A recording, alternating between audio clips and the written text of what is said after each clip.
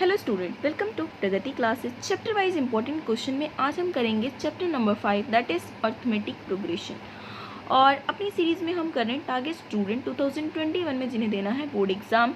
तो इसलिए सबसे पहले हम बताते हैं आपके साथ कि सिलेबस आपका इस चैप्टर में कितना है और कौन कौन सा पोर्शन डिलीट हो चुका है न्यू सिलेबस के अकॉर्डिंग। सबसे पहले आपको यहाँ पर देख लेना है, हमारा सिलेबस ये है, हमें अर्थमेटिक प्रोग्रेशन का डेरिवेशन एन टर्म के लिए और सम ऑफ फर्स्ट एंड टर्म्स के लिए करना है। बट डिलीटेड क्या है उसमें से हुआ है application in solving daily life problem based on the sum of n terms. मतलब डेली लाइफ के जो प्रॉब्लम्स दिए हुए थे आपकी बुक में, तो जो आपका सम ऑफ एन टर्म्स है, मतलब एसएन में अगर कोई जो डेली लाइफ प्रॉब्लम है उसको तो सिलेबस से हटा दिया गया है, लेकिन एन को लेकर अगर कोई प्रॉब्लम है तो उसे हटाया नहीं गया है, क्योंकि वो आपका इजी कॉन्सेप्ट होता है, इसलिए उसे उन्होंने रहने दिया है। और बाकी आपका इस चैप्टर में से जितने भी एसएन वाले क्वेश्चन होते थे जो थोड़े टिपिकल से होते थे उसको हटा दिया गया है। तो वहाँ से हम देख लेते हैं जो जो हमारे सिलेबस में है, तो उसके लिए सारे के सारे जिस भी टाइप के क्वेश्चन इस चैप्टर में से बन सकते हैं वो सारा का सारा क्वेश्चन हम यहाँ पर कवर करते हैं। इसलिए आपको एक एक क्वेश्चन की प्रैक्टिस जरूर करनी है। अगर आपको आता है तो आप स्किप कीजिए, नेक्स्ट क्वेश्चन चेक कीजिए, जो आपको नहीं आता उसी को नोट डाउन कर लीजिए, या फिर जल्दी जल्दी आप उसे खुद भी करने का ट्राई कर सकते हैं। नेक्स्ट मतलब हमारा फर्स्ट क्वेश्चन है, if the number x+3 2x+1 and x-7 are in AP. इन्होंने कहा एपी के अंदर ये तीनों के तीनों टर्म्स है, तो आपको बताना है x की वैल्यू। लाइक ये आपका एपी है, तो एपी के अंदर आपका जो है ये a1 हो गया, ये a2 हो गया और ये a3 होगा। अब एक कॉमन डिफरेंस जो होता है वो आपका क्या होता है, a2 माइनस a1, और कॉमन डिफरेंस आपका a3 माइनस a2 भी हो सकता है। मतलब अगर कोई भी AP है आपका इस तरीके से, लाइक 3 है, 5 है, 7 है, 9 है, तो ये एक AP है। आप इसमें से घटाओ या इसमें से ये घटाओ, हमेशा हर केस में क्या आना चाहिए, सब इक्वल ही आता है, तभी हम उसे AP बोलेंगे। इट मीन्स यहाँ पर भी तो यही है ना कि 2x+1 से जब आप x-3 को माइनस करो या फिर x-7 से आप 2x+1 को माइनस करो, दोनों केसेस में क्या होना चाहिए, ये इक्वल होना चाहिए। अब इसी को आपको मेनली कॉन्सेप्ट रखना है। उसके बाद ब्रैकेट से खोलकर इसको आपको सॉल्व करके यहाँ पर हमारे पास आंसर आ जाता है x = -3। Next question, find the 9th term from the end. इन्होंने कहा किसी एपी में आप क्या करो, एंड से 9th टर्म निकालो। तो ऐसे में क्या, अगर क्वेश्चन को आपने सही से नहीं पढ़ा तो आप क्या करोगे, स्टार्टिंग से निकाल लोगे और उसमें आप गड़बड़ कर सकते हो। यहाँ पे क्या होगा, अब इन्होंने अगर क्या बोला है कि फ्रॉम द एंड, अगर एंड से बोला है तो इसका मतलब कि जो आप इस एपी को क्या कर दो, रिवर्स कर दो, इस एपी को आप पलट दो। आप हमने क्या कर दिया, पलट कर 185। और यहाँ पर हम जो है यहाँ पे ऑब्जर्व कर रहे हैं कि 5 से 9 हुआ, 9 से 13 हुआ, मतलब कि ये क्या हो रहा है, 4 का डिफरेंस चल रहा है। इट मीन्स 185 से पहले 181 रहा होगा, और इस तरीके से हमारी एपी चल रही है। हालांकि आपको ये लिखने की जरूरत भी नहीं है, आप सिंपली बोलो, क्योंकि हमें एंड से निकालना है, हमें क्या चाहिए, a1 चाहिए, तो a1 हमारा 185 हो गया। अब d तो क्या है, हर केस में आपका क्या निकलेगा, सेम ही सेम निकलेगा, पर क्योंकि हमने क्या किया है, इस एपी को पलटा हुआ है, तो हम क्या करेंगे, इस 5 में से 9 को घटाएंगे। 5 में से 9 घटा दोगे तो भी आपका क्या आ जाएगा, -4, तो -4 आपका हो गया d। a1 हमारे पास हो गया 185। हमें क्या चाहिए, 9th टर्म, मतलब n हो गया हमारे पास 9। अब n का फॉर्मूला आपको याद होना चाहिए, a + n-1d। सारी की सारी वैल्यूज रखेंगे, हमारा आंसर निकल जाएगा। नेक्स्ट है, if the nth term of an AP, किसी एपी का nth टर्म 7 - 3n है, so find the sum of 25 terms. तो आपको 25 टर्म्स का सम निकालना है। मतलब इस क्वेश्चन में इन्होंने आपको क्या दे रखा है कि n आपको क्या दिया हुआ है, 7 - 3n। मतलब इस n की जगह अगर आपने 1 रखा तो 7 - 3 × 1 रखना पड़ेगा, तो a1 की वैल्यू कितनी हो जाएगी, 4। a2 की वैल्यू इस तरीके से रखोगे, तो मतलब जहाँ पर n है वहाँ पर अगर आप 2 निकाल रहे हो तो 2 रखिए, 3 निकाल रहे हो तो 3 रखिए। यहाँ से हमारे पास निकल जाएगी AP निकलने के बाद आपके पास a1 है, d हम इसे घटा कर निकाल लेंगे। हमें चाहिए क्या, सम ऑफ 25 टर्म, मतलब n हमारे पास दिया हुआ है 25।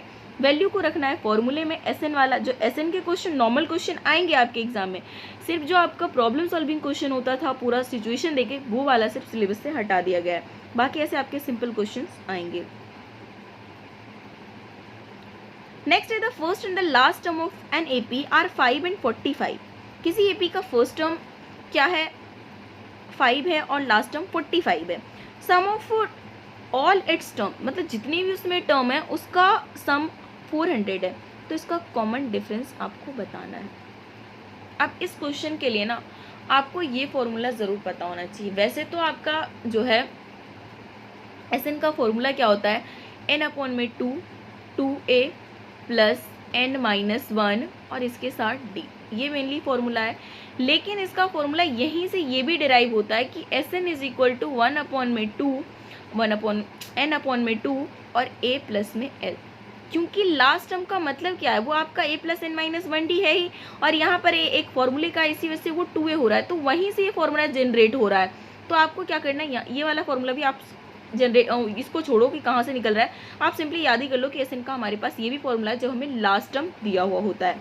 अब क्या है, मेनली आपका ये फॉर्मूला था हमारे पास, फर्स्ट टर्म दिया हुआ था क्या 5, लास्ट टर्म दिया हुआ है 45, हमें क्या करना है, एसएन भी उन्होंने दे रखा है, सारी की सारी वैल्यूज़ यहाँ पर हम रखेंगे और एन हमारा निकल कर आ जाएगा 16। अब उसके बाद इन्होंने क्या पूछा था आपसे, कॉमन डिफरेंस पूछा हुआ था। तो कॉमन डिफरेंस के लिए अब देखो, इस वाले फॉर्मूले में तो हमें डी की ज़रूरत ही नहीं पड़ी और वैसे भी हमारे पास डी था नहीं, तो अब कॉमन डिफरेंस निकालने के लिए हम क्या करेंगे, दोबारा से हम एन के फॉर्मूला, अब जो भी एन है आपका वो लास्ट टर्म है, तो इस वाले में क्या कर सकते हैं, उसकी वैल्यू को सब्सटीट्यूट कराकर हम डी की वैल्यू निकाल सकते हैं। नेक्स्ट क्वेश्चन है, in an AP the 12th term is -13 and sum of its 4th term is 24, then find the sum of its first 10 terms. इन्होंने क्या कहा कि आपके पास 12th टर्म -13 है, अगर 12th टर्म है तो मतलब a प्लस 11d, अगर 58th टर्म होता है तो a प्लस 49d, मतलब आपको एक माइनस करना होता है। फॉर्मूला भी तो यही है, a प्लस n-1d, जो भी आपके नंबर है उसमें -1 कर दो, वही आपका d हो जाएगा। तो a12 मतलब a plus 11d is equal to -13, यहाँ से हमारा बन गया फर्स्ट इक्वेशन। सेकेंड इन्होंने क्या बोला कि फर्स्ट 4 टर्म का जो सम है ना वो 24 है, मतलब हम यहाँ पर एसएन का फॉर्मूला लगाएंगे n/2 2a plus n-1d। n की वैल्यू हमें पता है क्योंकि इन्होंने बोला हुआ है first 4 terms means n is equal to 4। अब जहाँ पर n आपको रखना है, यहाँ से आपकी सेकेंड इक्वेशन निकल कर आएगी 2a plus 3d is equal to 12। Third chapter आपने किया हुआ है, एलिमिनेशन मेथड किया हुआ है, सब्स्टिट्यूशन मेथड किया हुआ है, जो भी आपको सुटेबल लगे उससे हम क्या कर लेंगे, इस इक्वेशन को सॉल्व कर डी की वैल्यू निकाल लेंगे और उसके बाद किसी भी इक्वेशन में इसकी वैल्यू को सब्स्टिट्यूट करने से आप ए भी निकाल लोगे। जब आपके पास ए और डी दोनों ही निकल जाएंगे, फिर आपसे कुछ भी निकलवाएं आप इजीली निकाल सकते हो। यहाँ पर इन्होंने आपसे निकलवाया है सम ऑफ 10 टर्म्स, तो वो सारा हमने यहाँ पर वैल्यू रखा, ए और डी हम यहाँ से निकाल कर ही आए थे, तो हमारे पास कितना आ गया 0। नेक्स्ट हमारा क्वेश्चन है, how many terms of an AP 7, 9, 17, 25 must be taken to give a sum of 636। अब इन्होंने कहा इस एपी में हम कितने टर्म्स लें जो कि जोड़ने से ना 636 आ जाए। इट मीन्स ये आपका एसएन है, ए हमारे पास 9 है, डी हमारे पास 8 है, एसएन का फॉर्मूला रखना है, वैल्यू को सब्स्टिट्यूट करने हैं और यहाँ से जो है आपको आंसर निकालना है। हालांकि इस क्वेश्चन में आपका बन रहा है क्वाड्रेटिक इक्वेशन, तो क्वाड्रेटिक इक्वेशन बन रहा है तो भी आपको टेंशन लेने की ज़रूरत है नहीं, आपको उसके भी मेथड्स पता है, आपने 3rd चैप्टर किया, आपने 4th चैप्टर किया है, तो वहाँ से जो है आपको इसको निकालना है। एन की यहाँ पर 2 वैल्यू निकल कर आ रही है, एक माइनस में एक प्लस में, तो कभी भी नंबर जो होते हैं आपका हमेशा नेचुरल नंबर होता है जो कि माइनस में पॉसिबल नहीं है, मतलब ये टर्म आपका कैंसिल, तो एन इज इक्वल टू कितना हो जाएगा 12। नेक्स्ट आपका क्वेश्चन है, find the number of natural number between 101 and 999 which are divisible by both 2 and 5। इन्होंने कहा कोई एपी जो है आपको कहाँ से निकालना है, 101 से लेकर 999 के बीच का निकालना है। 101 नहीं, 101 को भी नहीं ले सकते, 999 को भी नहीं ले सकते, उसके बीच का नंबर लेना है, लेकिन ऐसा नंबर लेना है जो 2 से भी डिविजिबल हो, 5 से भी डिविजिबल हो। अब कोई नंबर 2 और 5 से डिविजिबल कब होगा, जबकि वो 10 से डिविजिबल हो, दोनों का निकालना पड़ता है ऐसे केसेस में एलसीएम, और 2 और 5 का एलसीएम आपका आएगा 10। तो 101 से हम क्या कर रहे हैं, देखना शुरू कर रहे हैं, 101, 102, 103, हमें क्या पता चला कि फर्स्ट नंबर 110 है जो कि 10 से डिविजिबल हो जाएगा। उसके बाद क्या 110, 120, 130 और जो आपका 999 से पहले क्या हो जाएगा 990। अब इस वाले टर्म में हमारे पास ए है, हमारे पास डी है और ए एन भी है, उसके बाद वैल्यू को सब्स्टिट्यूट करके हमारे पास एन जो है निकल जाएगा ये आपका। और ये बहुत ही इंपॉर्टेंट क्वेश्चन है, आपको इसको हल्के में नहीं लेना है और आपको जो है हर क्वेश्चन की प्रैक्टिस करनी है और सारे चैप्टर के जितने भी इंपॉर्टेंट क्वेश्चन आपको एक एक बार ज़रूर उसको देख लेना है। बाकी वीडियो को लाइक कीजिए, अपने दोस्तों के साथ शेयर कीजिए, चैनल पर नए तो सब्सक्राइब करके बेल आइकन भी क्लिक कर लीजिए ताकि हर नई वीडियो की नोटिफिकेशन आपको टाइम टू टाइम मिल सके।